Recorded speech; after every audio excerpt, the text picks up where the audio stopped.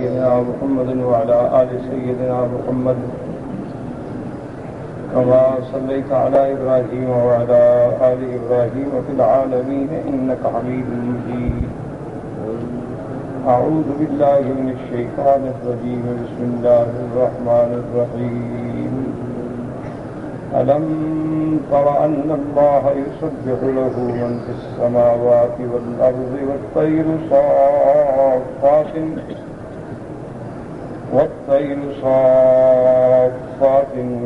كل قد علم صلاته وتسبيحه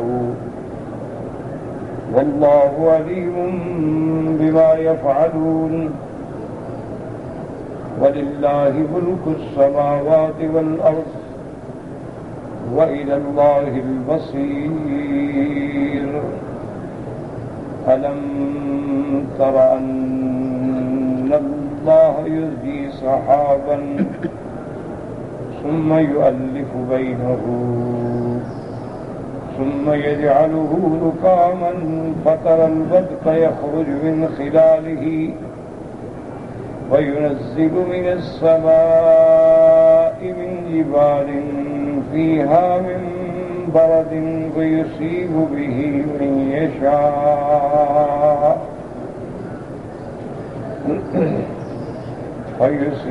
به من يشاء ويصرفه عن من يشاء. يكاد سنا برقه يذهب بالأبصار يقلب الله الليل والنهار إن في ذلك لعبرة لأولي الأبصار.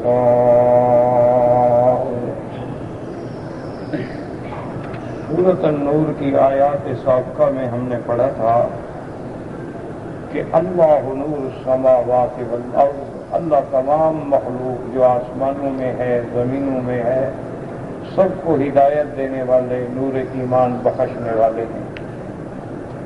اس کے بعد اللہ نے مومن کی مثال دی تھی کہ مومن کی مثال ایسے ہے جیسے مومن کا نور جو ہے اس کے دل میں ہوتا ہے اور وہ اتنا صاف ہے جیسے کہ قندیل، اور قندیل کا شیشہ بھی ستارے کی طرح چمکنے والا.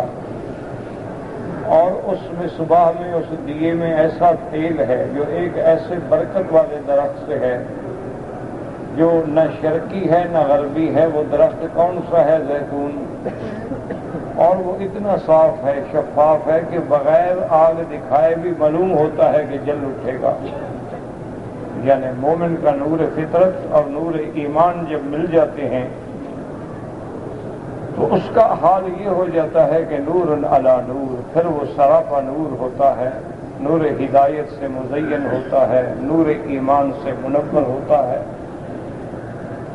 اور پھر اللہ نے یہ بھی فرما دیا تھا کہ یہدی اللہ لنورہ من یشاء، نور ایمان کی طرف جس کو چاہے ہدایت، کیونکہ توفیق ہدایت جو ہے وہ اللہ کے ہاتھ میں ہے اور قلوب جو ہے وہ اللہ کی انگلیوں میں ہے، جیسے ان کی شان کو زیبا ہے کہ القلوب بین اصابع الرحمن یقلبها کیف یشاء ویصرفها کیف یشاء. وہ جس طرف چاہے ہدایت فرمائے، جس طرف چاہے پھر. وہ اگر ہدایت دینے پہ آئیں تو ابو جہل کے گھر میں حضرت اکرمہ رضی اللہ تعالی عنہ پیدا فرما دیں، ولید بن المغیرہ کے گھر میں حضرت خالد بن الولید پیدا فرما دیں.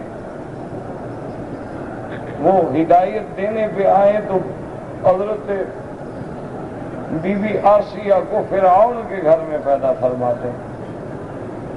اور وہ اگر کسی کو گمراہی کا فیصلہ فرما دیں تو نوح پیغمبر کی بیوی جو ہے وہ کافرہ مر جائے، لوط علیہ السلام کی بیوی جو ہے وہ کافرہ مر جائے، ابی لہب اور ابی طالب جیسی قرابت والے لوگ جو ہیں وہ کفر پہ مر جائیں اور ہدایت نصیب نہ ہو. کیوں؟ ہدایت اللہ کے ہاتھ میں ہے. یہدی اللہ لنورہ من یشاء من یہدہ اللہ فلا مضل لہ. جس کو اللہ ہدایت دے اس کو کوئی گمراہ نہیں کر سکتا. وَمَن يُضْلِلْهُ فَلَا هَادِيَ لَهُ، اور جس کو اللہ گمراہ کرے کوئی ہدایت نہیں دے سکتا۔ اللہ نے فرمایا یضرب اللہ الامثال للناس، ہم لوگوں کے لیے کھول کھول کے مثالیں دیتے ہیں تاکہ بات کو سمجھ جائیں۔ واللہ بکل شیء علیم، اور ہر چیز کے علم رکھنے والی اللہ کی ذات۔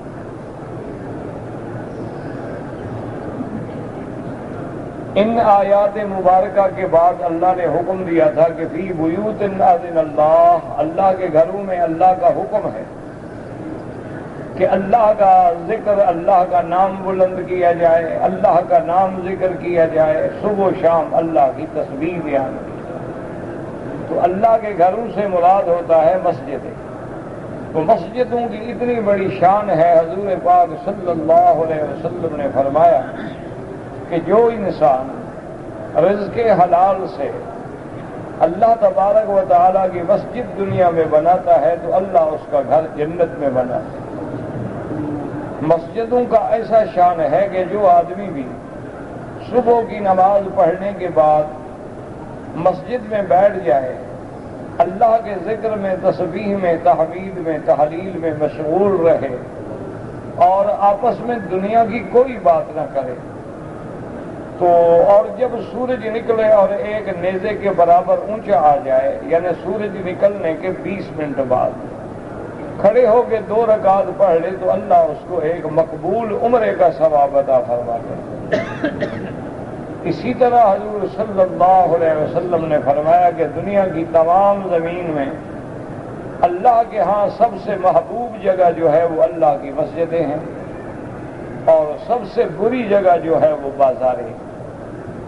مسجدوں کی آبادی کی یہ بھی شان ہے کہ مسجد اچھی بنائیں، مسجد اعلیٰ بنائیں، مسجد کی شوکت ہو، شان ہو، ایک ہیبت ہو، ایک عظمت ہو مسلمانوں کے دل میں۔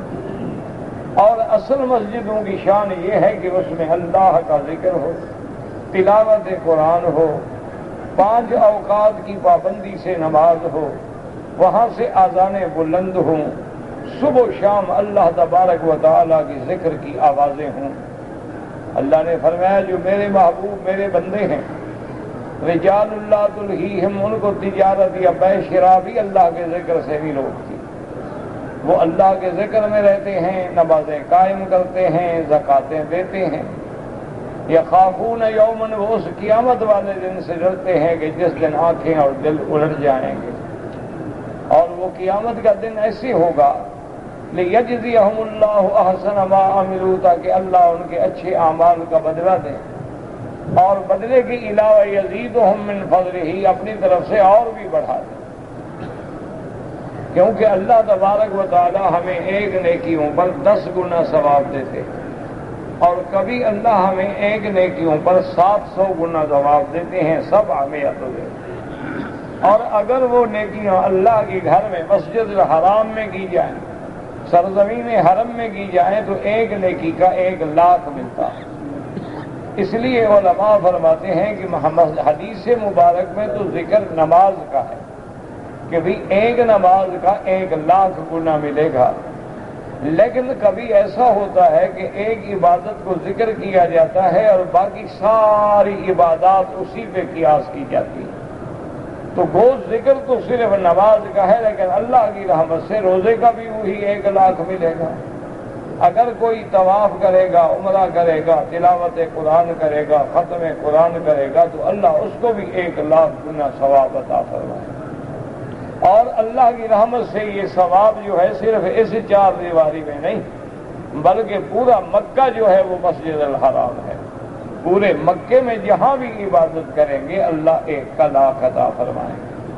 تو خاص طور پہ میرے معتمرین، میرے حجاج کرام جو تشریف لائے ہیں، وہ ان اوقات کو غنیمت سمجھیں، ان فرصت کے لمحات کو ضائع نہ کریں۔ خدا جانے کہ پھر یہ عظیم مقام ہمیں دیکھنا بھی نصیب ہوگا یا نہیں ہوگا۔ اور کوشش یہ کریں کہ دوست مل کے نہ بیٹھیں، واقفان حال جو ہیں وہ ایک جگہ نہ بیٹھیں، بلکہ الگ الگ بیٹھیں تاکہ اللہ کا ذکر ہو سکے۔ اگر مل کے بیٹھو گے تو پھر قصے اور کہانیاں ہوں گی، اور اللہ کے گھروں میں قصے کہانیاں کرنے والے کے اعمال ایسے گر جاتے ہیں حضور صلی اللہ علیہ وسلم نے فرمایا کہ جیسے ایک درخت سوکھ جائے اور اس کے پتے سوکھ جائیں اور شدید ہوا چلے، تیز آندھی چلے تو جیسے وہ پتے گرتے ہیں، اسی طرح مسجد میں بیٹھ کے باتیں کرنے والوں کی نیکیاں گر جاتی ہیں۔ تو ایسے آنے کا کیا فائدہ ہوا کہ آدمی محنت کرے، پھر مسجد میں بیٹھ کے ٹیلی فون پہ اور موبائل پہ باتیں کرتا رہے، دوستوں سے باتیں کرتا رہے اور اپنے اعمال کی جھولی خالی کر کے حرم سے نکل جائے، تو اس سے تو بہتر تھا کہ وہ باہر تھا۔ اس لیے کوشش کریں کہ اللہ کے گھر میں قرآن پاک پڑھنے کی زیادہ کوشش کریں، اللہ کے گھر میں جتنی دیر اللہ نصیب فرمائے طواف کرنے کی زیادہ کوشش کریں، کیونکہ یہ ایسی عبادات ہیں کہ آپ ہر جگہ نماز پڑھ سکتے ہیں، تلاوت کر سکتے ہیں، زکوٰۃ دے سکتے ہیں، خیرات کر سکتے ہیں، لیکن طواف اللہ کے گھر کے بغیر کسی جگہ نہیں ہو سکتا۔ نہ کسی قبر کا طواف ہو سکتا ہے، نہ مزار کا ہو سکتا ہے، نہ زندوں کا ہو سکتا ہے، نہ مردوں کا ہو سکتا ہے۔ اور یہ کتنی خوش نصیبی کی بات ہے کہ یہ وہ مقام ہے جہاں آمنہ کے لال رحمت دو عالم نے بھی طواف فرمایا صلی اللہ علیہ وعلا آلہ واصحابہ وسلم۔ تو اللہ تبارک و تعالی نے فرمایا پھر میری شان یہ ہے کہ واللہ یرزق من یشاء بغیر حساب، اللہ جس کو چاہے بغیر حساب کے رزق عطا فرمائیں، کیونکہ خزائن السماوات والارض کے مالک جو ہیں وہ اللہ کی ذات ہے۔ اس کے بعد پھر اللہ نے مثال دے کے سمجھایا، بعض مثالوں کا تعلق پانی سے ہوتا ہے تو اس کو مائی کہا جاتا ہے، اور بعض مثالوں کا تعلق آگ سے ہوتا ہے تو اس کو ناری کہا جاتا ہے۔ تو قرآن پاک نے سورۃ الرعد میں بھی، سورۃ البقرہ میں بھی اور سورۃ النور میں بھی مثالیں دی ہیں، وہ مثالیں مائی بھی ہیں اور وہ مثالیں ناری بھی ہیں۔ فرمایا کافروں کے اعمال کا یہ عالم ہے کہ جیسے کسی پیاسے بندے کو عین شدت شمس کے وقت میں دور سے چٹیل میدان میں ایسے معلوم ہوتا ہے کہ وہاں دریا بہ رہا ہے، حالانکہ وہ سراب ہے، کچھ بھی نہیں ہوتا، ایک نظروں کا دھوکہ ہے۔ جو آدمی آگے جاتا ہے دیکھتا ہے کچھ بھی نہیں۔ تو اعمال کافروں کا بھی یہی حال ہے، اگر وہ سمجھتے ہیں یحسبون انہم یحسنون صنعا، وہ سمجھتے ہیں کہ ہم اچھے عمل کر رہے ہیں اور ہمیں اس کا بھی بدلہ ملے گا، تو اللہ نے فرمایا یہ اسی طرح ہے جیسے شراب کا دھوکے کھانے والا، ان کو قیامت میں ان کے اعمال کا کوئی بدلہ نہیں ملے گا۔ ہاں اللہ کے عدل کا تقاضا یہ ہے کہ وہ کافروں کو دنیا میں بدلہ دے دیتے ہیں، کافروں کو صحت دیتے ہیں، اولاد دیتے ہیں، دولت دیتے ہیں، مال دیتے ہیں، قوت دیتے ہیں، شوقت دیتے ہیں، لیکن آخرت میں اس لیے بدلہ نہیں دیتے کہ ان کا آخرت پہ ایمان ہی نہیں، انہوں نے تو کبھی آخرت مانگی ہی نہیں۔ یہ تو مومن کی شان ہے نا جو دونوں نعمتیں مانگتا ہے کہ ربنا آتنا فی الدنیا حسنۃ وفی الآخرۃ حسنۃ فقنا عذاب النار۔ لیکن کافر جو ہے وہ تو صرف دنیا مانگتا ہے، اس لیے ما لہ فی الآخرۃ من خلاق، اس کا آخرت کے اندر کوئی حصہ کوئی نصیب نہیں ہوتا۔ اللہ تبارک و تعالی نے فرمایا کہ جب کافر پہنچیں گے حتی اذا جاءہ لم یجدہ شیئا، کچھ بھی نہیں ہوگا، فوجد اللہ عندہ، اللہ کے دربار میں پیش ہوں گے، فوفاہ حسابہ، اللہ ان کا پورا پورا حساب چکا دیں گے، واللہ سریع الحساب، اور اللہ جلدی حساب لینے والے ہیں۔ کوئی یہ سمجھے کہ اولین و آخرین حضرت آدم علیہ السلام سے لے کر قیامت تک کی تمام مخلوق، جن و انس کا حساب جو ہے وہ اللہ جانے کتنے سالوں میں ہوگا، تو ایک حدیث مبارک میں آتا ہے کہ جس دن میرا مالک حساب شروع فرمائیں گے دوپہر سے پہلے پہلے حساب جو ہے ختم ہو جائے گا، اور جنت والے جنت میں ہوں گے اور جہنم والے جہنم میں۔ اس لیے فرمایا واللہ سریع الحساب، اور اللہ جلد حساب لینے والے ہیں۔ اور دوسری مثال ایسے دی کافروں کے اعمال کی، او کظلمات فی بحر لجی، کہ یا اندھیرے ہوں اور دریا بھی گہرا ہو، یغشاہ موج من فوقہ موج من فوقہ سحاب، موج کے اوپر موج ہو، پھر موج کے اوپر موج، اور اس پہ بادلوں کا بھی اندھیرا ہو، تو کیسے اندھیرا ہوگا؟ ظلمات بعضھا فوق بعض، اندھیرے ایک دوسرے کے اوپر۔ اور اتنی شدید ظلمات کی اذا اخرج یدہ لم یکد یراھا، اپنے ہاتھ بھی نظر نہ آئے، ہاتھ کو ہاتھ بھی سجائی نہ دے، تو یہی کافر کا حال ہوگا کہ اس کے لیے اندھیرے ہی اندھیرے ہوں گے، شرک کا اندھیرا، ظلمت کا اندھیرا، جرم کا اندھیرا، اللہ کی نافرمانی کا اندھیرا، انبیاء علیہم السلام کے انکار کا اندھیرا، قرآن کے انکار کا اندھیرا، وہ تو اندھیروں میں ہوں گے، ظلمات بعضها فوق بعض۔ اور اس کے بعد میرا رب فرماتے ہیں وَمَن لَّمْ يَجْعَلِ اللَّهُ لَهُ نُورًا فَمَا لَهُ مِن نُّورٍ، اگر کسی کو اللہ ہی نور نہ دے، اللہ ہی ایمان نہ دے، اللہ ہی ہدایت نہ دے، کہاں سے نور لائیں گے؟ اسی لیے آپ دیکھیں کہ ہمارے ملکوں میں ہندو جو ہیں وہ دیوالیوں میں لاکھوں دیے جلاتے ہیں، وہ بھی نور ڈھونڈتے ہیں۔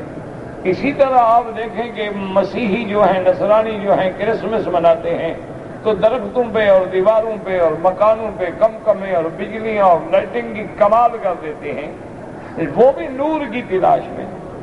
لیکن وہ نور جو ہے بجلیوں میں نہیں ملتا، دیوں میں نہیں ملتا، وہ نور تو اندر ایمان سے ملتا ہے۔ وہ نور ایمان ہوتا ہے جو اللہ دلوں میں ڈال دیتے ہیں، اور مومن اسی نور ایمان کی روشنی میں چلتے ہیں، اور یہی نور ان کے ساتھ ہوگا، یہی نور قیامت والے دن بھی ہوگا جب پل صراط پہ جائیں گے۔ نورہم یسعی بین ایدیہم، اللہ نے فرمایا ان کے آگے آگے نور ہوگا، اور جتنا ایمان بڑھا اتنا نور بڑھا۔ ایسے بھی لوگ ہوں گے جن کا نور اتنا ہوگا کہ زمین سے آسمانوں تک ستون کھڑے ہوں گے، اور ایسے نور بھی مومن بھی ہوں گے جن کے قد کے برابر نور ہوگا، اور ایسے مومن بھی ہوں گے جن کے نصف قامت کے برابر نور ہوگا۔ اور حضور نے فرمایا کہ ادنا نور والے وہ ہوں گے جن کے بالکل انگلیوں کے پاؤں کے انگوٹھے میں نور ہوگا، لیکن پھر بھی گھسٹ کے نکل جائے گا۔ اور اس کے بعد یہی وہ گھڑی ہوگی کہ جب اللہ تبارک و تعالیٰ سے مومن دعائیں مانگیں گے کہ ربنا اتمم لنا نورنا، یا اللہ ہمارے نور کو اب تام فرما دے، اسی نور ایمان کی وجہ سے ہمیں جنتوں میں پہنچا دے۔ لیکن کافر ہوں گے جو منافق اعتقادی ہوں گے، ان کے سامنے روشنی آگے بجھ جائے گی۔ اس کے بعد وہ مومنوں سے کہیں گے بابا تم ٹھہر جاؤ، مہربانی کرو، ایسا چلو ہم بھی تمہارے ساتھ چلیں تاکہ ہم بھی تمہاری روشنی میں فائدہ اٹھا لیں۔ تو اللہ حکم دیں گے کہ ان کو جواب دو کہ ارجعوا وراءکم فالتمسوا نورا، کہ تم لوٹ جاؤ، یہ نور یہاں نہیں ملتا، یہ تو دنیا میں ملتا تھا جب ایمان لانا تھا، جب کلمہ پڑھنا تھا۔ تو جس نے اللہ کی توحید کا عقیدہ نہیں رکھا وہ تو اندھیریوں میں بھٹک گیا، وہ کبھی درختوں کے آگے جھکتا ہے، کبھی مردوں کے آگے جھکتا ہے، کبھی قبروں کے آگے جھکتا ہے۔ یہ تو ان کو نور ایمان ملا جنہوں نے عقیدہ خالص اللہ کی توحید کو اپنایا اور لا الہ الا اللہ کی ضرب سے دلوں کو روشن کر لیا، تمام آلیہ باطلہ سے منہ موڑ کے ایک اللہ سے رشتہ جوڑ لیا۔ اس لیے حکم ہوگا کہ جاؤ، اگر ڈھونڈتے ہو پیچھے جاؤ، یہاں نہیں ملے گا، فالتمسوا نورا۔ اور جب وہ لوٹیں گے کہ شاید یہاں پیچھے کہیں ملتا ہے، ضرب بینہم بسور، اللہ پاک حکم دیں گے کہ ان کے درمیان میں اب ایک چادر ڈال دو، پردہ ڈال دو، کافر جو ہے اب وہ مومن کے ساتھ نہیں مل سکتا۔ اس لیے اللہ فرماتے ہیں وَمَن لَّمْ يَجْعَلِ اللَّهُ لَهُ نُورًا، جس کو اللہ نور ایمان نہ دے فَمَا لَهُ مِن نور، اس کو کہاں سے ہدایت ملے؟ دعا کریں کہ اللہ ہر کلمے پڑھنے والے کو ہدایت عطا فرمائے۔ اللہ تبارک و تعالی جو کافر ہیں، جو ہندو ہیں، یہودی ہیں، نصرانی ہیں، ان کو بھی نور ایمان سے منور فرماؤ۔ یا اللہ ان کے لیے بھی ہدایت کے راستے میں کھول دے۔ یا اللہ جو گمراہیوں میں پڑے ہیں، جو شرک میں پڑے ہیں، یا اللہ جو بت پرستی میں پڑے ہیں، یا اللہ جو قبور پرستی میں پڑے ہیں، یا اللہ جو غیروں کے دروازوں پہ مدد مانگتے ہیں، ان کی بھی ہدایت کے فیصلے فرما۔ یاد رکھو کہ جب اللہ راضی ہوتا ہے نا تو آدمی جب اللہ اکبر کہتا ہے اور آدمی احرام باندھ کے جب لبیک اللہم لبیک پڑھتا ہے تو ہدایت مل جاتی ہے۔ وہ سمجھ جاتا ہے کہ اچھا آج ہم سب کس کو پکار رہے ہیں، آج ہم سب کس کے دروازے پہ حاضر ہیں، آج ہم کس کی بڑائی بیان کر رہے ہیں، مکہ میں بھی آج کس کے آگے ہم ہاتھ باندھ کے کھڑے ہیں، کس کے آگے ہم سجدے میں گر رہے ہیں۔ بس اسی سے ہدایت کے دروازے کھل جاتے ہیں۔ اور جن کے مقدر میں ہدایت نہ ہو وہ ساری زندگی نمازیں پڑھتے رہیں، نماز اللہ کی پڑھیں گے، سلام پھیر کے طواف قبر کا کریں، نماز اللہ کی پڑھیں گے، حج اللہ کا پڑھیں گے، نعرے لبیک کے لگائیں گے، واپس جا کے داتا سے مانگیں گے۔ کیوں؟ اللہ راضی نہ ہو تو کون نور دے سکتا؟ تو ان آیات کے بعد آج جو سبق میں ہم نے آیات پڑھی ہیں، اللہ ارشاد فرماتے ہیں، فرمایا الم تر ان اللہ یسبح لہ من فی السماوات والارض والطیر صافات کل قد علم صلاته وتسبیحه واللہ علیم بما یفعلون۔ اللہ فرماتے ہیں الم ترى، یہ خطاب ہوتا ہے مخاطب کو، بظاہر خطاب اول تو میرے محبوب کو ہے نا، رحمت دو عالم کو، کیونکہ قرآن حضور پہ اترا ہے، لیکن آپ کے ذریعے پھر ساری امت کو خطاب ہے کہ اے مخاطب کیا تو نہیں دیکھتا؟ الم ترى ان اللہ یسبح لہ من فی السماوات والارض۔ یاد رکھو، قرآن سمجھنے کی کوشش کرو، لفظ ہے الم ترى، کیا تو نے نہیں دیکھا؟ تارا رویت سے ہے، رویت مانا دیکھنا، لیکن کبھی کبھی لفظ رویت کا ہوتا ہے اور اس سے مراد علم ہوتا ہے کہ الم تعلم، کیا تو نہیں جانتا؟ کیوں؟ جو چیز مشہور ہونے کو ہے وہ بھی دیکھی ہوئی، جیسے اللہ فرماتی ہے الم تر کیف فعل ربک باصحاب الفیل، میرے محبوب کیا آپ نے نہیں دیکھا کہ ہم نے ان ہاتھی والوں کے ساتھ کیا کیا؟ حالانکہ حضور تو موجود نہیں ہے، حضور نے تو وہ واقعہ نہیں دیکھا، کیونکہ حضور اسی سال پیدا ہوئے ہیں۔ بولے سنۃ الفیل، جس سال ہاتھیوں نے کعبۃ اللہ پہ چڑھائی کی، اسی سال میرے مدنی محمد مصطفیٰ صلی اللہ علیہ وسلم پیدا ہوئے ہیں۔ حضور نے نہیں دیکھا، لیکن اللہ فرماتے ہیں الم تر کیف فعل ربک باصحاب الفیل، مانا یہ ہوتا الم تعلم، کیا تم نے نہیں جانا؟ کیونکہ وہ اتنا قصہ جب مشہور ہو جائے کہ بچہ بچے کی زبان پہ آ جائے تو گویا وہ بھی تو دیکھا ہوا ہوگا، اس لیے اللہ فرماتے ہیں الم ترى، ورنہ جو آسمانوں میں اللہ کی مخلوق ہے ہم نے نہیں دیکھی، فرشتوں کو ہم نے نہیں دیکھا، کوئی بندہ فرشتے کو دیکھ بھی نہیں سکتا، فرشتہ اگر اپنی اصلی صورت میں ہو تو کوئی پیغمبر بھی نہیں دیکھا ما سوا محمد مصطفیٰ صلی اللہ علیہ وسلم کے، کہ میرے محبوب نے حضرت جبریل کو 2 دفعہ دیکھا، ایک دفعہ دنیا میں دیکھا اور ایک دفعہ آسمانوں میں دیکھا، ورنہ جب جبریل آتے ہیں تو انسانی شکل میں آتے ہیں، جیسے کہ حضرت ابراہیم کے پاس فرشتے آئے تو انسانی شکل میں آئے، لوط علیہ السلام کے پاس فرشتے آئے تو انسانی شکل میں آئے، بی بی مریم کے پاس فرشتہ جبریل آیا تو انسانی شکل میں آیا، فتمثل لها بشرا سویا۔ تو اس لیے یاد رکھیں، ہم تو آسمانوں کو نہیں دیکھ سکتے، نہ فرشتوں کو دیکھ سکتے ہیں، اور نہ آسمانوں پہ بس ہماری نظر پہنچ سکتی، یہ تو نیلگوں خلا ہے، آسمان کتنا دور ہے، کہاں ہے اللہ عالم، آسمانوں کو تو ہم دیکھ بھی نہیں سکتے۔ باقی یہ جو ہوتا ہے نا کہ چاند پہ پہنچ گیا، چاند تو آسمانوں سے بہت نیچے ہے، یہ آسمانوں پہ نہیں ہوتے چاند، آسمانوں میں کوئی داخل نہیں ہو سکتا جب تک اللہ کا حکم نہ ہو، اس لیے اللہ فرماتے لا يدخلون الجنہ، کافر جنت میں بھی داخل نہیں ہو سکتے، آسمانوں میں بھی داخل نہیں ہو سکتے، جیسے کہ اونٹ سوئی کے ناکے میں داخل نہیں ہو سکتا، کوئی اللہ کے اذن کے بغیر آسمانوں میں داخل نہیں ہو سکتا۔ سب سے افضل، سب سے اکمل، سب سے اجمل کون ہے؟ حضرت محمد رسول، لیکن حضور بھی آسمانوں پہ کب گئے؟ جب اللہ نے معراج پہ بلا لیا، اور جبریل ہر دروازے پہ اجازت لیتے تھے، ہر آسمان کے دروازے کو کھٹکھٹاتے تھے، اور اندر سے آواز آتی تھی من کون ہو؟ تو آپ فرماتے انا جبرائیل، میں جبریل ہوں، من ماں کا، تیرے ساتھ کون ہے؟ جبریل کہتے ہیں محمد رسول اللہ۔ اب اس کے بعد سوال ہوتا حل بعث الیہ، کیا حضور کو نبوت مل گئی؟ اللہ نے آسمانوں پہ بلایا ہے؟ جبریل کہتے کہ ہاں، ثم یفتح لہ، پھر دروازہ کھلتا۔ تو جب اللہ کے نبی کے لیے بغیر اذن کے نہیں کھل سکتا، کسی کافر کے لیے بھی نہیں کھل سکتا۔ یاد رکھیں، یہ جتنے ستارے ہیں، یہ جتنے کواکب و نجوم ہیں، اور یہ سب جو ہیں آسمانوں سے باہر۔ انا زینا السماء الدنیا بزینۃ الکواکب، اور کہیں فرمایا وَلَقَدْ زَيَّنَّا السَّمَاءَ الدُّنْيَا بِمَصَابِيحَ، اللہ فرماتے ہیں ہم نے آسمانوں کو تاروں سے زینت دی۔ تو زینت وہ ہے جو باہر ہو، اندر زینت نہیں ہوتی۔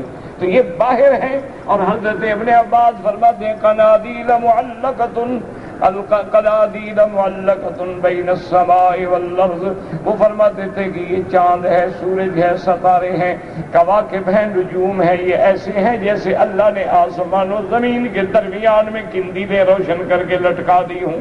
اور ایک روایت میں آتا ہے سلاسل نور، ان کے سلسلے نور کی اس کے ساتھ رسیاں ہیں جن کو اللہ کے فرشتوں نے اللہ کے حکم سے آسمانوں میں تھام رکھا ہے۔ تو یہ آسمان اور زمین کے درمیان کی باتیں ہیں۔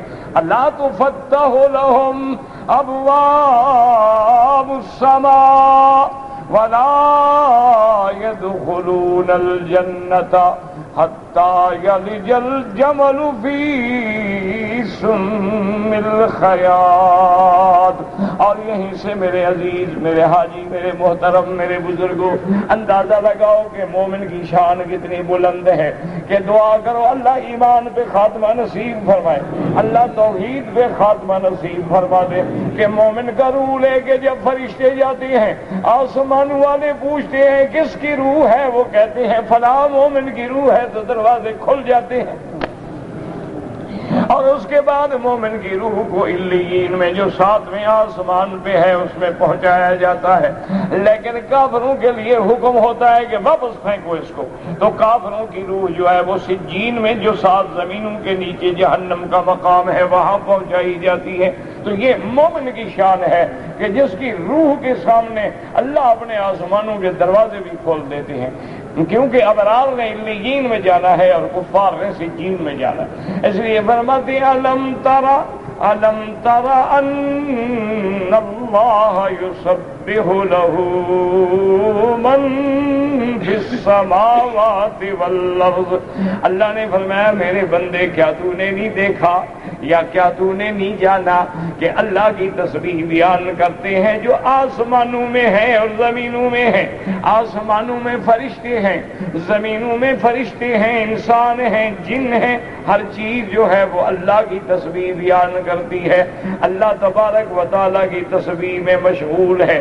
اور لفظ کیا ہے؟ سبحانی یسبح له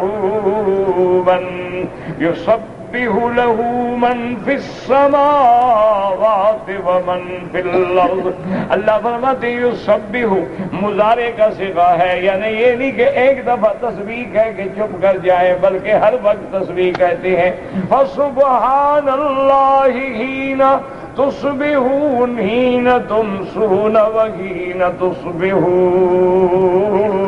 وَلَهُ الْحَمْدُ فِي السَّمَاوَاتِ وَالْأَرْضِ عَشِيًّا، اللہ نے فرمایا کہ میری تسبیح تو ہر وقت بیان ہوتی ہے۔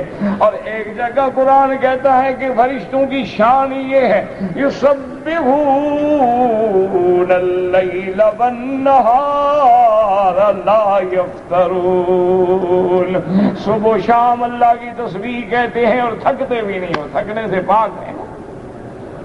وہ کھانے کی چھٹی بھی نہیں کرتے ہماری طرح، سونے کی چھٹی بھی نہیں کرتے ہیں، فرشتے ہیں، سونے سے بھی پاک ہیں، کھانے سے بھی پاک ہیں، پینے سے بھی پاک ہیں، ان کے گلے میں بیویوں کے جھنجٹ بھی نہیں ہے، بیویوں کی شاپنگ کا پروگرام بھی نہیں ہے، مسئلہ بھی نہیں ہے، وہ تو بیوی سے بھی پاک ہیں۔ ان کا کام کیا ہے؟ تسبیح۔ اور تسبیح کون سی کہتے ہیں؟ ایک حدیث میں آتا ہے کہ فرشتے کہتے ہیں سبوح قدوس ربنا ورب الملائکۃ والروح. اسی لیے فرشتوں نے تخلیق آدم کے وقت بھی کہا تھا نحن نسبح بحمدک ونقدس لک. میرا اللہ ہم تیری تسبیح کرتے ہیں، ہم تیری تقدیس بیان کرتے ہیں، ہم تیرا حمد بیان کرتے ہیں. تو فرشتے اللہ کی تسبیح میں ہیں. اس لیے ایک حدیث مبارک میں آتا ہے کہ میرے آقا محبوب دو عالم سیدنا محمد مصطفیٰ تشریف فرماتے صحابہ میں کہ آپ نے آسمان کی طرف سر مبارک کو اٹھایا اور اس کے بعد فرمایا کہ میں نے دیکھا ہے، سنا ہے کہ آسمانوں میں آواز آ رہی ہے اتت السماء وحق لها انت اتا. فرمایا آسمان سے عتید. عتید کیا معنی؟ عتید کہتے ہیں کہ جیسے اونٹ پہ لکڑی کا پلان رکھو، اس پہ اگر بوجھ ڈالو تو پھر ایک چرچراہٹ کی آواز پیدا ہوتی ہے. تو حضور پاک نے ان قدر شبر، آسمان میں ایک بالشت کے برابر بھی جگہ خالی نہیں ہے. الا وملک یسبح ویقدس، مگر کوئی نہ کوئی فرشتہ تسبیح میں مشغول ہے. تو ہر چیز جو ہے وہ تسبیح کہہ رہی ہے، آسمانوں میں بھی اور زمینوں میں. آپ بھی کہہ دیں سبحان اللہ کی تکلیف ہے. مسلمانوں ایک دفعہ کہو گے تو 1,00,000 لکھا گیا. یہ تو منڈی رحمت میں آ گئے ہو، اب بھی محروم رہو تمہاری مرضی.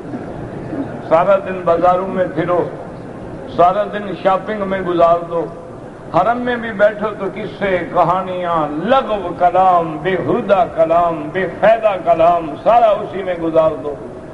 پر تمہاری اپنی بدقسمتی ہے کہ کوئی دریا کے کنارے بھی رہے اور ہاتھ منہ دھونا بھی نصیب نہ ہو، کوئی دریا کے کنارے پہ بھی رہے اور بدن پہ بھی میل چڑھی رہے، تو یہ تو پھر بد نصیبی کی بات ہے. مولوی کیا کر سکتا ہے؟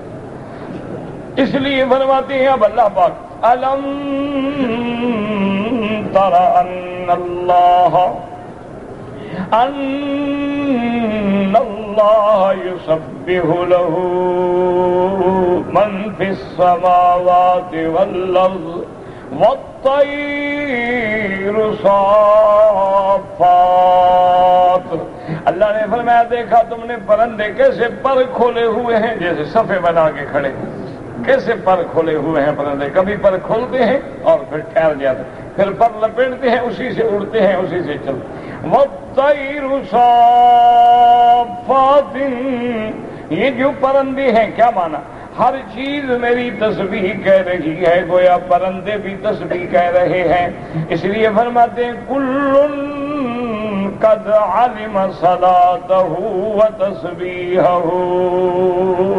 ہر کسی کو ہم نے اس کی عبادت کا طریقہ، اس کی تسبیح کا طریقہ الہام کر کے دل میں ڈال دیا ہے، سب کو سمجھا دیا ہے. اب سمجھیں کہ تسبیح ہر چیز کرتی ہے، آسمان بھی کرتے ہیں، زمینیں بھی کرتی ہیں، پہاڑ بھی کرتے ہیں، نباتات، جمادات، حیوانات، چرند پرند، سب چیزیں تسبیح کرتی ہیں. تسبیح سے کیا مراد ہے؟ اس میں 2 قول ہیں علماء کے، یاد رکھو. بعض علماء فرماتے ہیں کہ ایک تسبیح ہوتی ہے تسبیح حالی اور ایک تسبیح ہوتی ہے قالی. کیا مانا؟ ایک تو یہ تسبیح ہے کہ زبان سے ہم کہیں سبحان اللہ، سبحان ربی العظیم، سبحان ربی الاعلی، سبحانک اللہم وبحمدک وتبارک اسمک وتعالی جدک. یہ تسبیح ہے، یہ قالی ہے جو زبان سے کہی جائے. ایک تسبیح حالی. حالی کیا مانا؟ کہ اللہ نے ہر چیز کو جس کام کے لیے پیدا کیا ہے وہ اسی میں لگا ہوا ہے، مجال ہے کہ ادھر ادھر جائے. اللہ نے آگ کو جلانے کے لیے پیدا کیا ہے، کبھی آگ پھر جلانے کا فائدہ نہیں دیتی. اللہ نے پانی کو جلانے کے لیے پیدا کیا ہے، کبھی پانی جلانے کا فائدہ نہیں دیتا. ہاں گرم کر لو پھر آگ آ گئی. تو اس لیے یاد رکھیں کہ جس کام اللہ نے پہاڑوں کو زمین پہ بوجھ بنا کے رکھ دیا ہے ان کا اپنا کام ہے. اللہ تبارک و تعالی نے نباتات پیدا کی ہیں، جمادات، تو ہر چیز اپنے کام میں مشغول، حکم خدا کی پابند، ادھر ادھر۔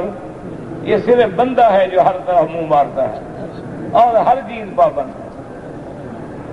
اللہ اکبر۔ جس کے ذمے دودھ دینا ہے وہ دودھ دے رہا ہے، جس جانور کے ذمے سواری بار برداری ہے وہ سواری بار برداری کر رہا۔ دیکھا نہیں آپ نے کبھی آپ کو گائے بھینس گھوڑا انکار نہیں کرتا ہے، ایک بندہ ہے جو خدا کا بھی انکار کرتا ہے۔ اللہ اکبر۔ ایک کتے کو 4 دن روٹی ڈالتے رہو نا، وہ بھی انکار نہیں کرتا۔ تو ہم جس کا کھاتے ہیں اسی کے خلاف ہم سجدے کرتے ہیں۔ اب تمہاری مرضی ہے جی، مسئلہ سمجھ نہیں آتا۔ کون سا مسئلہ جناب سمجھ نہیں آتا؟ آپ کو ریال سے روپے بنانا سمجھ آتا ہے، اور روپے سے ریال بنانا سمجھ آتا ہے، آپ کو رولیکس راڈو اور اومیگا کا فرق سمجھ آتا ہے، یہی قبر والا مسئلہ سمجھ نہیں آیا۔ کون سا مسئلہ ہے مشکل جو آپ کو سمجھ نہیں آیا؟ کہ بھی جو قبر ہم نے کھودی، ہم نے بنائی، ہم نے اللہ والوں کا جنازہ پڑھا، کفن پہنایا، کندھے پہ اٹھایا، قبر میں پہنچایا، تو جب باہر تھے تو ہمارے محتاج تھے، اب مشکل کشا ہو گئے۔ یہ مسئلہ سمجھ نہیں آتا ہے، عقل بڑا مشکل ہو گیا۔ یعنی جب باہر رہتے ہیں تو بے اختیار ہیں، نیچے جاتے ہیں تو اللہ پاک فوراً پاور آف اٹارنی بھیج دیتے ہیں۔ خدا کا خوف کر، مسئلہ سمجھ نہیں آتا۔ کیا سمجھ نہیں آتا جناب؟ اور جی سمجھ نہیں آتا نبی نور ہوندا ہے کہ بشر ہوندا ہے، یہ بھی سمجھ نہیں۔ یہاں تم نور ہو نہ تم کیا ہو؟ ہاں جی، تو تمہاری ہدایت کے لیے بشر چاہیے، نور چاہیے؟ نور کو تو نور سے کیا ہدایت لو گے؟ ایک دن جبریل آ جائے سارے مر جاؤ، ہدایت کیا لو؟ اچھا اگر جبریل انسانی شکل میں ہے پھر بھی وہی کہو گے جی پردہ بٹھا کے آیا ہے، جھگڑا تو پھر بھی باقی رہا۔ تو مسئلہ کون سا ہے جو تمہیں ساری سمجھ ہے، بس اللہ گمراہ کر دے تو کیا کرے؟ دعا کرو اللہ ہدایت کے فیصلے کرے۔ دیکھو اللہ کے یہ بھی آ کے بیٹھے، یہ بھی اپنے تسبیح کر رہی ہے کہ نہیں؟ اللہ اکبر۔ اللہ کی ہر چیز ذکر میں ہے۔ اچھا اس لیے بعض علماء فرماتے ہیں وہ تسبیح حالی ہے۔ کیا معنی؟ کہ جس کو جس کام کے لیے اللہ نے پیدا کیا اسی میں لگا ہوا۔ پہاڑ اپنا کام، زمین اپنا کام۔ کبھی زمین نے نہیں کہا مجھ پہ رات نہ سونا، بہت دن ہو گئے تھک گئی ہوں۔ اللہ اکبر۔ کبھی اس نے انکار نہیں کیا، کیوں؟ تیرے لیے جو بچھائی ہے۔ وَالْأَرْضَ فَرَشْنَاهَا فَنِعْمَ الْمَاهِدُونَ۔ کبھی پہاڑوں نے انکار نہیں کیا، تم سرنگیں بناتے ہو، تم جناب لوہے مار مار کے توڑتے ہو، کہتے ٹھیک ہے بندے کو اگر اسی طرح ضرورت ہے توڑو بھائی۔ وہ اللہ کے ہر کام میں لگے، ہر کام، وہ کہتے ہیں یہ تسبیح ہے۔ اور بعض علماء فرماتے ہیں کہ نہیں، اللہ ہر چیز کو تسبیح کہنے سکھلاتے ہیں، لیکن ان کی تسبیح ایسی ہے جو ہم سمجھ نہیں سکتے۔ وہ تسبیح تو کرتے ہیں، وَإِن مِّن شَيْءٍ إِلَّا يُسَبِّحُ بِحَمْدِهِ وَلَٰكِن لَّا تَفْقَهُونَ تَسْبِيحَهُمْ۔ اللہ فرماتے ہیں ہر چیز، پرندے ہیں، دیکھو چڑیاں اڑ رہی ہیں، یہ دیکھیں آپ بٹیرے ہیں، تیتر ہیں، پرند ہیں، سب تسبیح کرتے ہیں۔ ہر مرغ و باغ تیری، کسی شاعر نے کیا خوب کہا، کہتے ہیں ہر مرغ و باغ تیری تسبیح پڑھ رہے ہیں، اور ہر غنچہ کے دہن سے سنتا ہوں نام تیرا۔ میرا مولا جب کلیاں چٹکتی ہیں پھول بنتے ہیں، جب پھول لہلہاتے ہیں، جب کہکشاں چمکتی ہے، جب ہوائیں چلتی ہیں اور سونف اور الائچی کی ہوائیں لے کے اڑتی ہیں، ہر چیز تسبیح کر رہے ہیں۔ اسی لیے فرماتے کل قد علم صلاتہ و تسبیحہ، ہر چیز کو ہم نے اس کی عبادت۔ اس لیے بعض علماء نے فرمایا یوں سمجھ لو کہ اللہ تبارک و تعالیٰ نے بعض حیوان پیدا کیے ہیں، وہ زمین پہ پڑے ہیں، گویا سجدے کی حالت میں پڑے ہیں، بعض 4 ٹانگوں پہ کھڑے ہیں گویا رکوع کی حالت میں کھڑے ہیں، پہاڑ جم کے بیٹھے ہیں گویا تشہد کی حالت میں بیٹھے ہیں، درخت کھڑے ہیں گویا قیام کی حالت میں کھڑے ہیں۔ ایک بندہ ہے جس کو اللہ نے ساری عبادتوں کے نمونے عطا فرما دیے ہیں، اس لیے فرماتے ہیں کل قد علم صلاتہ وتسبیحہ، اور آگے فرماتے ہیں واللہ علیم بما یفعلون، اور اللہ جانتے ہیں جو کچھ تم کر رہے ہو، تم تسبیح کرتے ہو تو جانتے ہیں، تم گالی دیتے ہو تو جانتے ہیں، تم کلمہ وحدانیت ادا کرتے ہو تو جانتے ہیں، تم غیروں کو پکارتے ہو تو جانتے ہیں، اس کے آگے کچھ چھپا ہوا نہیں ہے۔ کیا مانا؟ پھر بدلہ دیں گے نا، سزا دیں گے جب جانتے ہیں۔ وَلِلَّهِ مُلْكُ السَّمَاوَاتِ وَالْأَرْضِ، اللہ ہی کے لیے ہے آسمانوں اور زمینوں کا ملک۔ کس کے لیے ہے؟ آسمانوں اور زمینوں کا ملک کس کے لیے ہے؟ ہاں جی، کوئی تھوڑا بہت پیروں کے لیے بھی نہیں ہے؟ نہیں، کمال ہے۔ اور یار کو 1/10 حصہ، اچھا اپنی قبر کی جگہ ان کی اپنی ہوتی، کیا خیال؟ مسئلہ سمجھ نہیں آتا جی، مسئلہ بڑا مشکل۔ جو اپنی قبر کی جگہ کا مالک نہ ہو وہ آسمانوں اور زمینوں کا مالک بن سکتا؟ اچھا کسی کو پتا ہے میں نے کہاں مرنا ہے، کہاں دفن ہونا ہے؟ ہاں جی پتہ ہے؟ اچھا دیکھو نا، ہمارے حاجی حج پہ آتے ہیں، فوت ہو گئے، خواب ہی نہیں دیکھا ہوگا مکے مدینے میں دفن ہوں گا، تو یہ کون کی ملکیت ہے زمین جہاں دفن ہو جاتے ہیں؟ اچھا کئی بیچارے ہیں 20 سال 40 سال مکے مدینے میں گزر گئے، اپنے ملک میں گئے مر گئے، کے لیے زمین نہیں لکھی تھی، اس کو ملی نہیں، جہاں لکھی تھی وہاں 2 گز قبر ملی۔ تو جب آدمی اپنی قبر کا مالک نہیں ہے تو لوگوں کا مشکل کشا کیسے ہو جاتا ہے؟ اس لیے فرماتے ہیں وَلِلَّهِ مُلْكُ السَّمَاوَاتِ وَالْأَرْضِ، سب آسمان زمین کس کے ہیں؟ اچھا صرف اتنا نہیں، آگے فرماتے ہیں وَإِلَى اللَّهِ الْمَصِيرُ، اسی کی طرف کدھر جانا ہے؟ ہم سب نے کدھر لوٹنا ہے؟ ادھر ادھر شاید بھاگ جائیں، بغدادیاں گلیاں بنا دیں، نہیں کدھر جائیں گے؟ اور میں جب آؤ گے تو تیار ہو کے آؤ، توحید نہ ہو تو جہنم کے لیے تیاری کر لو گے، آنا تو میری طرف ہے نا تم۔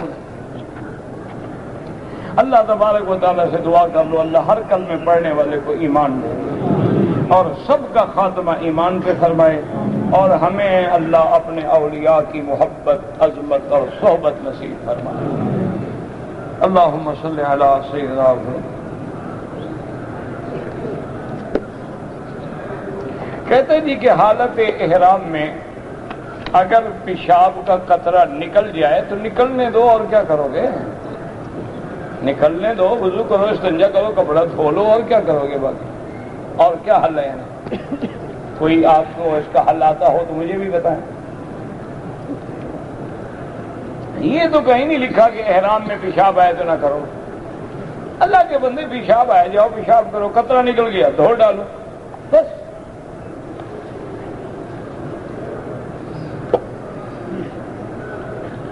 کہتے جی کہ شب برات 11ویں شریف، محرم شریف، فاتحہ شریف، حلوہ شریف سب بدعت ہے۔ یہ جہاں جہاں لفظ لگتا ہے نا شریف کا ڈرے کرو، کیوں؟ جو شریف ہے اس کو کہنے کی ضرورت ہے، تو جس کے ساتھ لگایا جائے معلوم ہوا کہ اس کو بھی اب مکہ شریف تو حلوہ شریف، مدینہ شریف تو 11ویں شریف ملا رہا ہے نا، تو گڑبڑ ہو رہی ہے، اسی لیے سمجھ جایا کریں کہ خالص بدعت۔ اللہ ہدایت کے فیصلے فرما، رحم فرما، رحم فرما۔ کہتے جی کہ فرض نماز، نفل نماز کی نیت تو اللہ کے لیے کریں، اور سنت کی نماز وہ بھی اللہ کے لیے۔ یہ کس نے آپ کو کہا ہے کہ سنت نماز نبی کی ہوتی ہے؟ تو کفر ہو گیا بس۔ اگر نبی کی نیت سے نماز پڑھو گے وہ تو کافر ہو گیا۔ نبی کس کی نیت کر کے پڑھتے تھے؟ اللہ کے بندے، سنت مانا طریقہ، کہ یہ طریقہ حضور نے ہمیں سمجھایا. نماز تو اللہ کی ہے، عبادت تو اللہ کی ہے، چاہے وہ نفل ہو، چاہے سنت ہو، واجب ہو، فرض ہو. خیال رکھیں یہ تو آدمی گمراہ ہو جاتا ہے، اللہ معاف کرے. میں اپنی لڑکی کا نام چاہ پتہ نہیں کیا، جو مرضی آوے تم جانو، لڑکی جانے، یہ کو نام رکھنے کا میں کو ٹھیکیدار ہوں. ایک اشرفی کا کتنا روپیہ ہوتا ہے؟ منی چینجر سے پوچھو. آپ تعویذ کے بارے میں کیا کہتے ہیں؟ بچو بہتر ہے. قرآن پڑھ کے دم کرو، بس سب سے افضل. یہ پھر کام بڑھتا جاتا ہے نا. عمرہ حج کی نیت جو ہے زبان سے کریں، اصل نیت کا مقام دل میں ہوتا ہے. لیکن حج کے لیے اگر آدمی کہہ دے لبیک بحجۃ، لبیک اللہم، تو ٹھیک ہے، کوئی حرج نہیں. ورنہ یاد رکھو نیت دل میں ہو. زبان سے صرف ہم اس بات کو یاد کر کے دہراتے ہیں، نیت کا مقام زبان نہیں ہوتی. اب دیکھو اب عشاء کے لیے کھڑے ہیں، نیت ہے بس. جب نماز کھڑی ہو اللہ اکبر، جو نیت ہے تو کھڑے ہیں نا. طواف زیارت کسی بھی پاک صاف کپڑے میں کر سکتے ہیں یا احرام میں کریں گے؟ میرا بھائی طواف زیارت کپڑوں میں ہی کریں گے. احرام تو ہمارا مینا میں کھل گیا جب ہم نے کنکری مار دی، قربانی کر دی، سر پہ اس طرح پھروا دیا، احرام ختم. اب غسل کرو، کپڑے پہنو، آ کے خوشبو لگا کے پھر طواف زیارت کرو. محرم میں جو تعزیہ بناتے ہیں بالکل بدعت ہے. یہ عقل کے بھی خلاف ہے کہ حضرت حسین کا روزہ خود بناؤ، اٹھاؤ اور 2 دن کے بعد روزے کو جا کے دفن کر دو.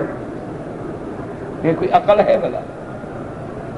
اللہ سے دعا کرو اللہ ان کو بھی ہدایت دے. بھئی ہمارے کوئی دشمن تو نہیں ہے نا، وہ بھی بیچارے بدعات میں پڑ گئے.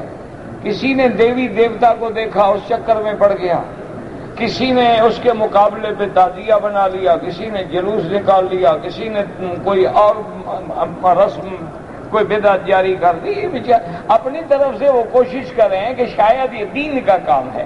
اگر حضرت حسین کی محبت تعزیے کا نام ہے تو حضرت حسین کی شہادت کے بعد سب سے پہلے کس نے تعزیہ؟ اہل بیت نے نکالا تھا.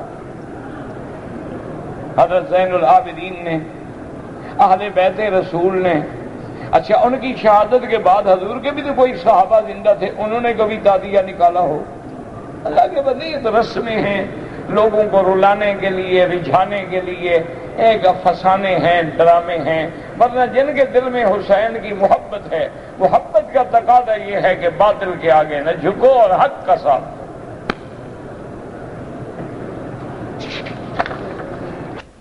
گزارش یہ ہے کہ یہود نے بھی سوال کیا تھا، اور بعض روایات میں ہے کہ یہود نے کافروں سے کہا تھا کہ یہ سوال حضور سے پوچھو کہ اصحاب کہف کون ہیں، روح کیا چیز ہوتی ہے، اور وہ بادشاہ کون ہے جو مطلع شمس اور مغرب الشمس پہ پہنچا ہے.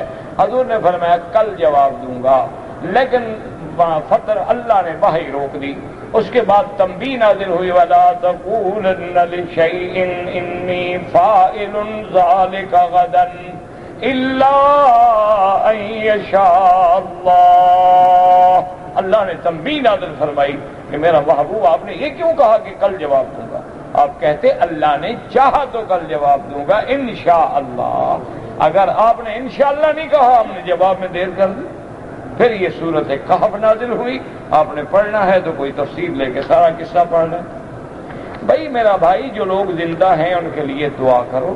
اگر کوئی اقارب رشتہ دار فوت ہو گئے تو ان کے لیے آپ طواف کریں اور پھر دعا کریں اللہ ان پہ رحم کرے، ان کو ثواب دیں. فرض نماز میں سبحان ربی الاعلیٰ 3 دفعہ پڑھیں کم از کم، ورنہ 5 دفعہ بھی پڑھ سکتے ہیں، 7 دفعہ بھی پڑھ سکتے ہیں، 11 دفعہ بھی پڑھ سکتے ہیں، کوئی پابندی نہیں. مجھے وسوسے بہت آتے ہیں، اس کا علاج اللہ کے پاس ہے. آخری 2 صورتیں جو ہیں نا، قل اعوذ بالفلق اور قل اعوذ بالناس، یہ زیادہ پڑھا کرو. صبح و شام پڑھ کے دم کرو، اپنے بدن پہ پھیرو، اللہ رحم کریں گے. داڑھی کم از کم 1 مشت ہونی چاہیے، اس میں کسی فقہ کا اختلاف نہیں.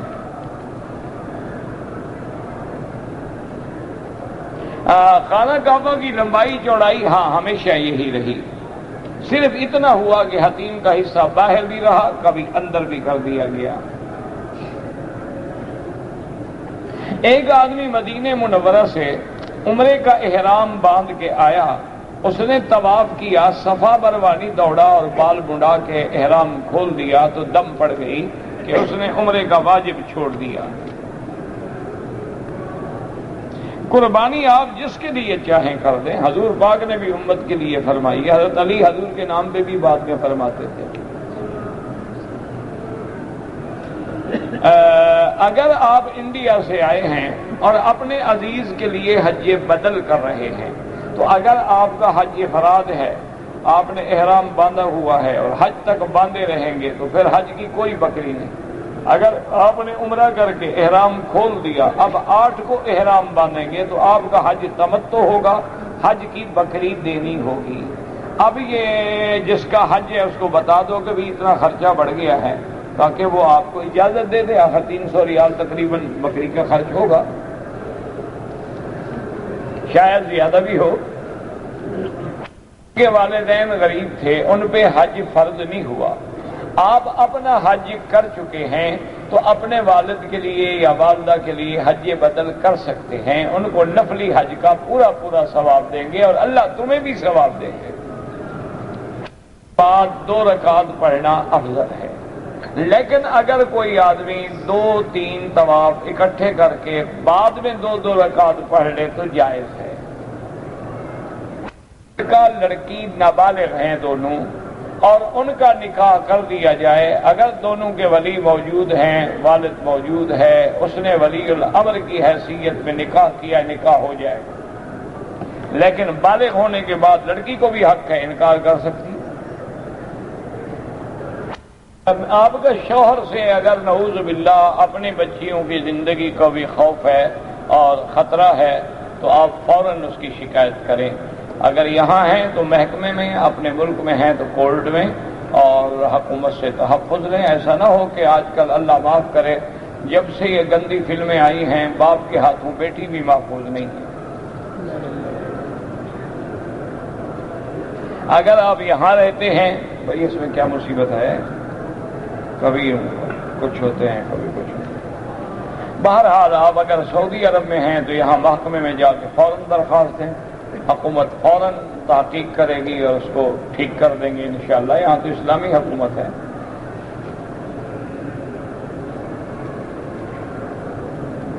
کہتا ہے جی کہ کچھ لوگ آئے ہیں پاکستان سے جو امام حرم کے پیچھے نماز نہیں پڑھتے، ان کا عقیدہ یہ ہے کہ امام حرم کے پیچھے نماز نہیں ہوتی، یہ لوگ گستاخ رسول ہیں۔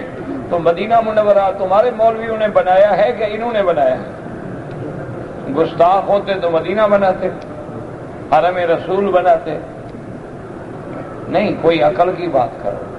گستاخ ہوتے تو ہر نماز میں اشہد ان محمد رسول اللہ کے نعرے بلند کرتے۔ اصل بات یہ نہیں، اصل چونکہ اندر جراثیم ہے شرک کے، اللہ حرم کی جماعت سے محروم کر دیتے ہیں۔ دعا کریں اللہ ان کو ہدایت دے۔ میرا بھائی، اگر ان اماموں کے پیچھے تیری فرض نماز نہیں ہوتی تو انشاءاللہ پھر حج بھی نہیں ہوتا، حج بھی تو یہی امام پڑھائیں گے، پھر تکلیف کرنے کی کیا ضرورت؟ انا للہ و انا الیہ راجعون، اور کیا کہہ سکتے ہیں۔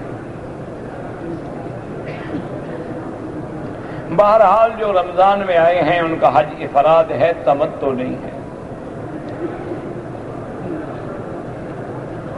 حج کے لیے احرام اپنے گھر سے باندھیں گے، مکے میں جہاں رہتے ہو وہیں سے احرام باندھیں۔ اگر دعا مانگتے ہوئے ہم نظر خانہ کعبہ پہ رکھیں کوئی حرج نہیں، نیچے رکھیں، کعبے پہ رکھیں، کوئی مسئلہ نہیں۔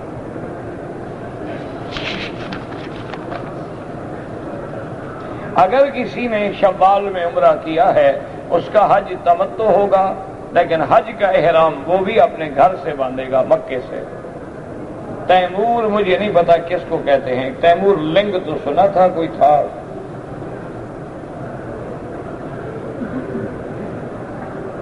کیا لوگ اچھا عمل کرے تو کیا حساب زیادہ ہوگا؟ اچھے عمل پر تو 1 کا 1,00,000 ملے گا، برے عمل پہ 1 کا 1 ملے گا۔ لیکن اللہ کے حرم میں برا عمل ایک بھی ہلاک کرنے کے لیے کافی ہے۔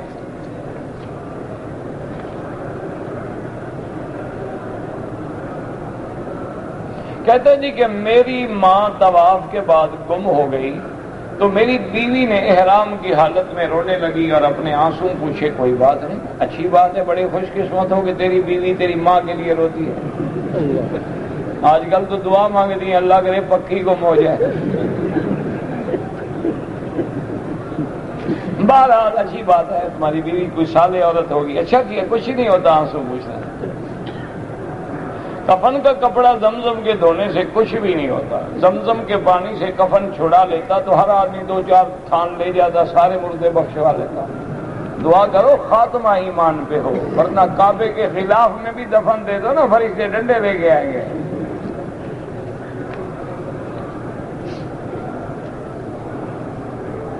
کہتے جی کہ حرم شریف کے باہر جو لوگ ایک دوسرے کی جوتی پہنتے ہیں بالکل ناجائز ہے، بغیر مالک کی اجازت کے کسی کی جوتی نہ پہنا کریں، اپنا حج خراب نہ کریں، اپنے جوتیاں کھیلی بنا لیں، اس میں ڈالیں، اپنے ساتھ رکھ لیں، بات ختم۔ میرا حافظہ کمزور ہے، نیکی کے کام کیا کرو، یا قوی یا متین پڑھا کرو۔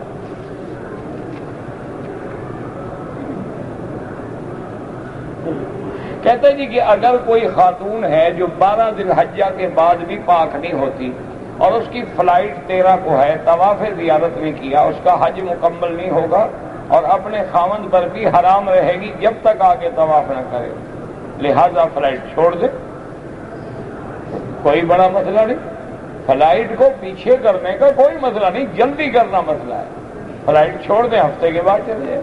اچھا، یہ بڑا آسان حل ہے کہ حج آنے سے پہلے ابھی آپ کسی مسلمان لیڈی ڈاکٹر سے رابطہ کریں جو سمجھدار، اس سے مشورہ کر کے دوائی کھانا شروع کر دیں، ان دنوں میں حیض سے پاک رہے۔ لیکن لیڈی ڈاکٹر کے مشورے کے بغیر دوائی نہ لینا، ورنہ دوائی سے کبھی کبھی اور مشکلات بھی پیدا ہو جاتی۔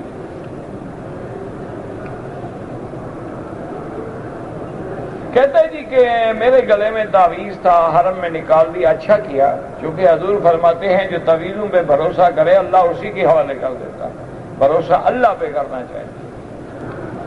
آپ جس کے لیے حج کرنا چاہیں کریں، کوئی منع نہیں میرا بھائی، میرا بھائی بیمار ہے، اللہ ہر بیمار کو شفا عطا فرمائے، اللہ سب بیماریاں دور فرماؤ۔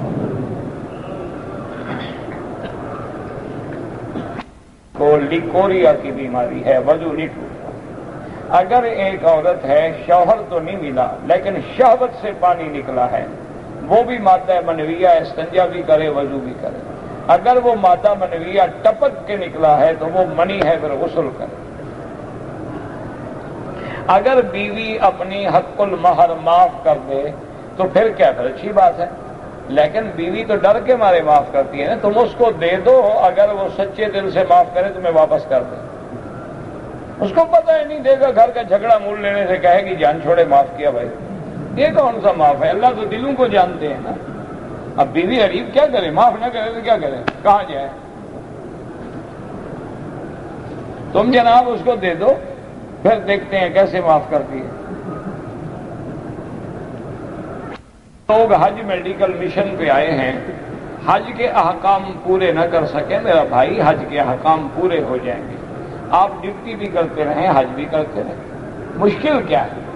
9 تاریخ کو آپ نے عرفات میں جانا ہے، رات مزدلفہ میں، صبح آپ نے کنکریاں مار کے سر مڑا کے احرام کھول دینا ہے، کام کرتے رہو، کنکریاں مارتے رہو، مشکل کیا ہے؟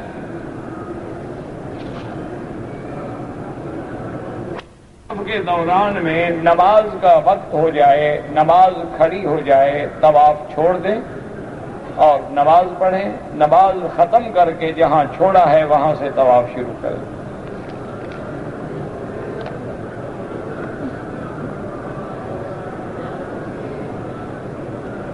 بہرحال کہتا ہے کہ ہماری مسجد بن رہی ہے، میں نے مسجد کے لیے کچھ پیسے بینک میں رکھے تھے، اس پہ بینک والوں نے مجھے کچھ انٹرسٹ بھی دیا ہے، وہ حرام ہے، اصل پیسہ مسجد پہ لگا دو، اور جو زیادہ ملا ہے نا وہ باہر کو حمام شمام کو گلیاں گندی وغیرہ ٹھیک کرنے پہ لگا دو۔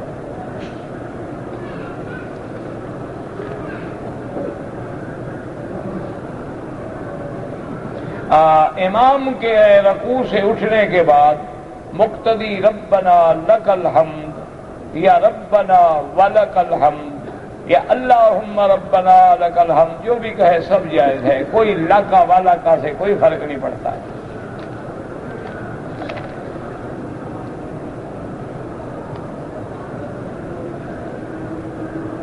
میری نماز عصر کی چھوٹ گئی، میں نے نماز ادا کیا تو اسی درمیان میں اذان ہو گئی۔ بہرحال یہ ہے کہ انشاءاللہ اللہ قبول فرمائے نماز ہو جائے گی۔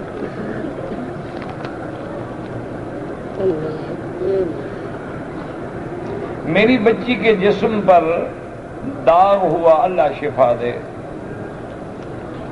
اللہ رحم فرما۔